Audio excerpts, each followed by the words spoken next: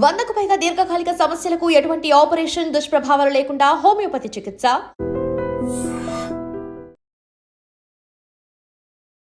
నాన్న ప్రేమతో స్వీట్లు ఇచ్చాడు తిందామని అనుకునేలోపే ఆ ముగ్గురు పిల్లల గొంతు తెగిపోయింది. ఎంత దారుణమైన ఘటన, వినటానికి కూడా చాలా కష్టంగా ఉంది కదా. తమిళనాడులో జరిగిన ఈ ఘోర విషాదకర ఘటన, భార్య తనని వదిలి వెళ్ళిపోయింది అనేటటువంటి కోపంతో క్షణికావేశంలో ఆ తండ్రి తీసుకున్న నిర్ణయం, దుర్మార్గమైన ఆలోచన ముగ్గురు పిల్లల ప్రాణాలు తీసేసింది. అతడు కూడా ప్రాణాలు తీసుకున్నాడు. ఎంత దారుణమైన ఘటన. వినోద్ కుమార్, నిత్య భార్యాభర్తలు. నిత్యకు లేటెస్ట్గా సోషల్ మీడియాలో మరొక వ్యక్తి పరిచయం అయ్యాడు. ఆ వ్యక్తి కోసం ఈమె భర్తను, ముగ్గురు పిల్లలను కూడా వదిలి వెళ్ళిపోయింది. అయితే మళ్ళీ భార్యను కలిశాడు. తిరిగి వచ్చేయి నిత్య, పిల్లలతో ఉన్నాం, జాగ్రత్తగా ఉందాం, జరిగిందంతా మర్చిపోదామని బతిమలాడాడు. కానీ ఆమె వినిపించుకోకుండా వేరే వ్యక్తితో ఉండటానికి ఇష్టపడింది. సోషల్ మీడియాలో పరిచయమైన ఆ వ్యక్తి ప్రేమ కోసం ఆమె కుటుంబాన్ని వదిలి వెళ్ళిపోయింది. దీన్ని జీర్ణించుకోలేనటువంటి వినోద్ కుమార్ ముగ్గురు పిల్లలకి స్వీట్ ఇచ్చి తినమన్నాడు. అంతలోనే ముగ్గురు పిల్లల గొంతు కోసేశాడు. ఎంత దారుణమైన ఘటన.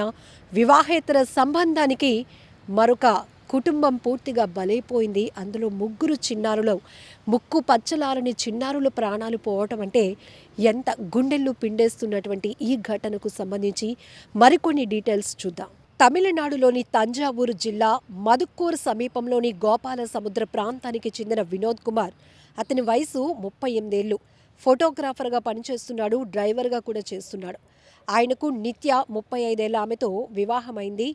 12 ఏళ్ల ఓవియా, 8 ఏళ్ల కీర్తి, 5 ఏళ్ల ఈశ్వరన్, ముగ్గురు అందమైన పిల్లలు. నిత్యకు తిరువారూర్ జిల్లా మన్నార్కు చెందినటువంటి ఒక వ్యక్తితో లేటెస్ట్గా సోషల్ మీడియా ద్వారా పరిచయం ఏర్పడింది. 6 నెలల కిందట ఆమె భర్త, పిల్లలను వదిలేసి ఆ పర్సన్తో వెళ్ళిపోయింది.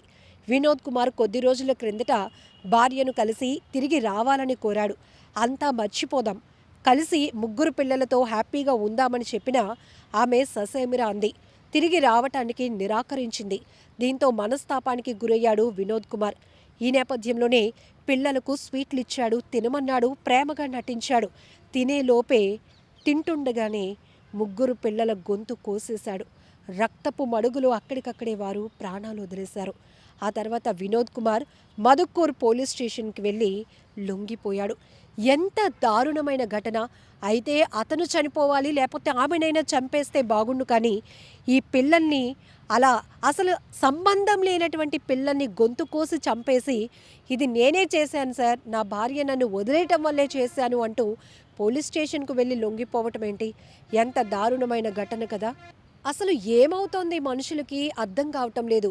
సమస్య వస్తే దాన్ని సాల్వ్ చేసుకోవడానికి 1,00,000 మార్గాలున్నాయి. సమస్యకి చావే ప్రధానమైనటువంటి మార్గం అనుకుంటే ఈ పాటికే సగం జనాభా అయిపోయి ఉండేవారేమో. బట్ ఈ మాటలు ఎందుకు అంటున్నామంటే, ఈ మధ్య కాలంలో ఒక ట్రెండ్గా మారిపోయింది.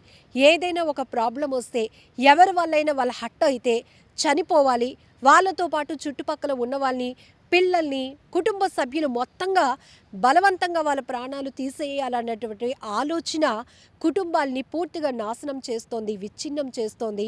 అనేక కుటుంబాలు రోడ్డు పాలవటానికి కూడా ప్రధాన కారణమవుతోంది. ఎక్కువ శాతం వేరే వ్యక్తుల మోజులో పడి ఉన్న పిల్లల్ని, భర్తల్ని వదిలేసి వెళ్ళిపోతున్నటువంటి మహిళల్ని చూస్తుంటే ఎంత కోపం వస్తుందంటే, అసలు ఏం జరుగుతోంది వీళ్ళకి? అంత ఇష్టం ఉన్నప్పుడు, అంత మోజున్నప్పుడు పిల్లల్ని కనకుండా ఉంటే బాగుంటుంది అనే ఆలోచన కనీసం ఉండాలి. లేకపోతే పెళ్ళిళ్ళు మానేయాలి, మాకు ఇంకెవరితోనైనా ఇష్టపడతాం, వేరే వాళ్ళతో వెళ్ళిపోతాం, అలాంటి మైండ్ సెట్ ఉన్న మనుషులం మేము అన్నప్పుడు మీరు ఒక కుటుంబ వ్యవస్థను ఏర్పాటు చేసుకునే అర్హత కూడా మీకు లేదు. ఎందుకు చెప్తున్నామంటే, మీరు చేసే తప్పుడు పని వల్ల, మీకు వచ్చే దుర్మార్గపు ఆలోచన వల్ల పిల్లల ప్రాణాలు పోతున్నాయి. కుటుంబాలు పూర్తిగా కుటుంబమే ప్రాణాలు తీసుకోవాల్సినటువంటి పరిస్థితి, ఆత్మహత్యలు చేసుకోవాల్సినటువంటి దుస్థితి వస్తుంది. ఎంత దారుణమైన ఘటన తమిళనాడులో జరిగినప్పటికీ కూడా దేశవ్యాప్తంగా తీవ్ర చర్చనీయాంశం అవుతోంది ఈ ఘటన. ఆ మహిళలను ప్రతి ఒక్కరూ తీవ్రంగా ప్రశ్నిస్తున్నారు. కుటుంబ వ్యవస్థనే తీవ్రంగా ప్రశ్నించేటటువంటి అంశానికి కారణమవుతున్నటువంటి ఈ వివాహేతర సంబంధాలు ఇంకెంతమంది ప్రాణాలను బలి తీసుకుంటాయి దేవుడా అనే అయోమయమైనటువంటి పరిస్థితుల్లోనికి వెళ్ళిపోవాల్సి వస్తోంది. ఎంతో మందిని తీవ్రంగా కలిచివేస్తోంది. ఈ వ్యక్తికైనా బుద్ధుండాలిగా. అసలు పిల్లలు ఏం చేశారు? నీకు అంత కోపం ఉంటే వేరే రకంగా తీర్చుకో. ఆఖరికి నువ్వు ఎలాంటి కోపంతో క్షణికావేశంతో నిర్ణయాలు తీసుకొని హత్యలు చేసినా చివరికి నీ జీవితం కూడా జైలు పాలు కావటమే.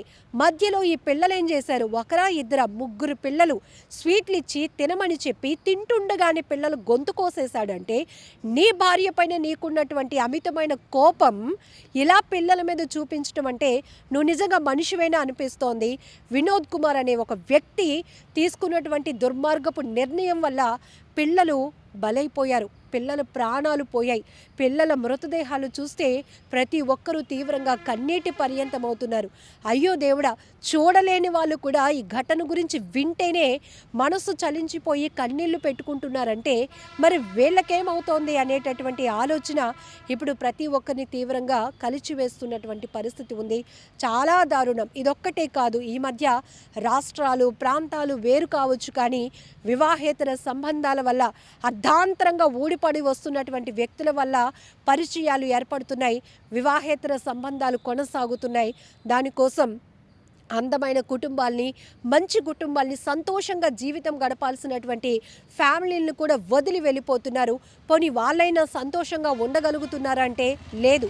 అక్కడ కూడా వాళ్ళు మోసపోయి వాళ్ళు ప్రాణాలు కూడా రిస్క్లో పడే పరిస్థితి వస్తే కానీ వాళ్ళు చేసిన పెద్ద తప్పుని తెలుసుకునే పరిస్థితి లేదు. ఇక్కడ మహిళల మగవాళ్ళ అని కాదు, పిల్లలు ఏం చేస్తున్నారు అనేదే మా ప్రశ్న.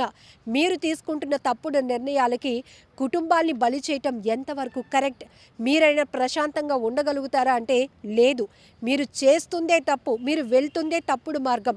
మళ్ళీ మీరు అందులో సుఖాన్ని వెతుక్కోవాలి అనుకోవటం అవివేకంతో కూడినటువంటి ఆలోచనే. ఇప్పటికైనా జాగ్రత్తగా ఉండండి. ఆఖరికి మీరే నష్టపోతున్నారు. మీ పిల్లల్ని కోల్పోతున్నారు, మీ భర్తను కోల్పోతున్నారు. మగవాళ్ళైతే మిమ్మల్ని నమ్మి వస్తున్న మీ భార్యల్ని కోల్పోతున్నారు, మీ పిల్లల్ని కోల్పోతున్నారు. ఇటు ఆడవారికైనా మగవారికైనా ఇలాంటి మూడో వ్యక్తుల పరిచయాల వల్ల, మూడో వ్యక్తుల ప్రేమ కోరుకొని వెళ్తున్నటువంటి మీకే సూటిగా హెచ్చరిస్తున్నటువంటి ప్రశ్న ఒక్కటే: ఏం ఆశిస్తున్నారు? ఎలాంటి ప్రేమను కోరుకుంటున్నారు? పెళ్ళిళ్ళు చేసుకొని కుటుంబాల్ని ఏర్పాటు చేసుకొని కూడా మీరు వేరొకరి సుఖాని కోసం వెళ్తున్నారు అంటే మీరు నిజంగా మనుషులేనా? ఇదే మా ప్రశ్న.